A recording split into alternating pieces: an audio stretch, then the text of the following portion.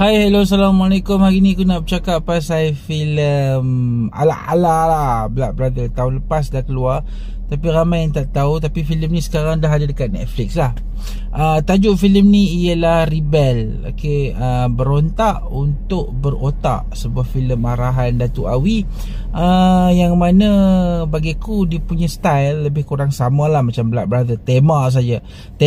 Aku bukan nak sebut Blood Brother tu lain apa semua, tak. Jadi bagi tema, sebab filem ni berkisar pasal anggota kongsi gelap. Bukan kongsi gelap lah, lebih kurang lah, lebih macam tu lah. Macam ayahanda ni, aku tak tahu aku nak panggil apa, sebab aku tak tahu. Aku tak tahu. So kalau aku salah sebut ke apa, sekolahkan aku dekat ruang komen.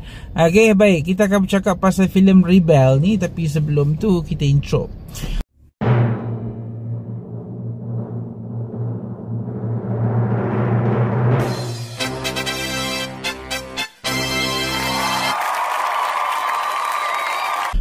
Rebel merupakan sebuah filem tahun 2024.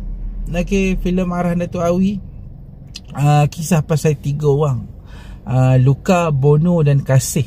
Dia sebenarnya main antara 3 tu sahaja. So kisah pasal Luka ialah seorang yang sangat-sangat baik.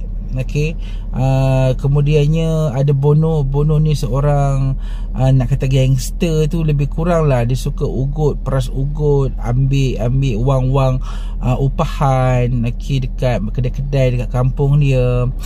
So Luka ni cuba untuk selesaikan apa yang Bono buat ni, dengan cuba untuk jadi orang yang membela kampung tu. Sebab katanya dekat situ polis buat tak tahu kerja dia buat tak tahu je. Baik. So dari situ Luka grown up, jadi sebuah organisasi yang sampai satu masa organisasi tu pun disalahgunakan. Adalah perjalanan dia. Lepas tu sampailah akhirnya Luka ni join pertubuhan. Yang mana dasar dia tu diceritakan lah dekat sini. Pertubuhan ni sebenarnya banyak terpesong lah, apa semua tu. Tapi in the end, ianya hanyalah sebuah kisah tentang Luka dan Bono, yang mana akhirnya dekat pertengahan filem berlaku satu insiden yang menyebabkan Luka ni berontak. Itu dia cakap berontak untuk berotak tu. Berontak untuk buat sesuatu yang beyond the rules of pertubuhan yang dia dah join tu. So movie ni bagiku is a bit okay je sebenarnya. Filem ni okay je, cuma if you expect filem ni ada fighting scenes yang besar, memang hampa takkan jumpa lah filem ni. Aku boleh katakan yang movie ni adalah sebuah movie drama, movie yang berkisar tentang perjalanan hidup. Dan paling penting sekali dalam filem ni aku nampak lah yang Datuk Awi cuba untuk menunjukkan yang bahawa pertubuhan yang kita selalu tengok tu, yang ayahanda apa semua tu, sebenarnya ada positive side. Tetapi the negative side yang orang-orang yang tak join tu faham sebenarnya adalah benda-benda yang barah-barah dekat dalam pertubuhan itu sendiri, yang pertubuhan itu sendiri tak setuju. So the positive side ialah kita dapat tengok benda ni lah. Walaupun benda tu kecil sahaja, dia punya part of the story tu, tapi kita nampak yang sebenarnya filem Rebel ni cuba untuk memaparkan dunia tersebut, dunia pertubuhan, yang mana adalah pakar-pakar ayahanda apa semua tu kan. Dan itu agak bagus. Cuma dia tak go deep lah ke dalam pertubuhan tu, sebab in the end movie ni hanyalah pasal Luka dan juga Bono dan juga Kasih. Bercakap pasal Luka, Bono, Kasih, aku boleh kata Bono ni agak kejam, tapi sayangnya dia punya watak tak well developed, sekaligus menjadikan watak Bono ni sebagai watak antagonis yang tak begitu well crafted. Kita tak rasa yang watak Bono ni tak rasa yang watak Bono ni begitu dan kejam. So sekaligus bila watak antagonis ni tak begitu kejam, tak begitu well developed, kita kembali balik kepada watak orang yang nak lawan balik tu, Luka pula dilayan dengan wataknya bagus, dikembangkan dengan begitu cantik.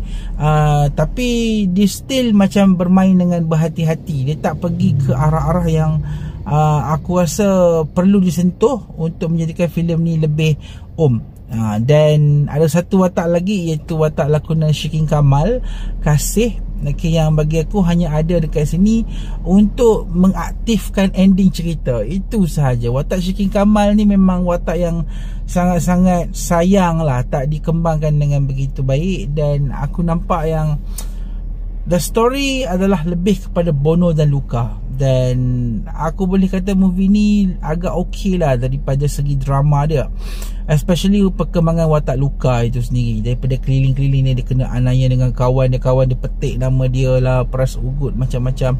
So kita dapat tengok lah the dark side of that. Tapi pada masa yang sama, kita dapat tengok yang sebenarnya pertubuhan ni sebenarnya ada sesuatu yang bagus, tetapi dia dah melencong disebabkan oleh orang-orang di dalam pertubuhan itu sendiri. Dan dari aku rasa Rebel okey untuk tontonan dekat Netflix. Kita ada juga action sequence yang okey. Dan aku tak sangka lah pengarahan Datuk Awi ni okey lah, not bad. One of orang kata movie yang boleh dipuji lah, boleh dipuji.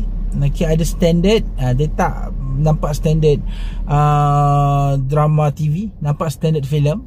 Tapi cuma mungkin sebab filem ni just focus on relationship between Bono, Luka and Kasih, kita gagal untuk go deep into pertubuhan itu yang lebih bagi aku agak besar.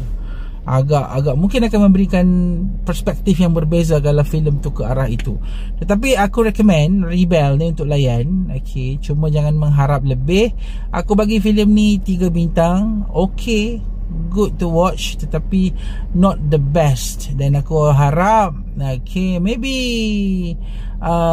akan ada lagi filem-filem yang macam ni, yang menjadikan bagi aku tema-tema sebegini nampak macam KL Gangster punya style lah, tapi real version. Dan aku salute lah dengan apa yang Datuk Awi cuba sampaikan dalam filem ni. Dan filem ni, macam aku cakap sebelum aku akhiri review aku ni, boleh tonton Rebel dekat Netflix. Ketika review ni aku buat, aku tak tahulah Rebel tu nanti bila akan keluar ke apa ke, dia dah left Netflix apa ke, tak tahu. Tapi pandai-pandai cari nanti. Kita jumpa lagi di video akan datang. Assalamualaikum.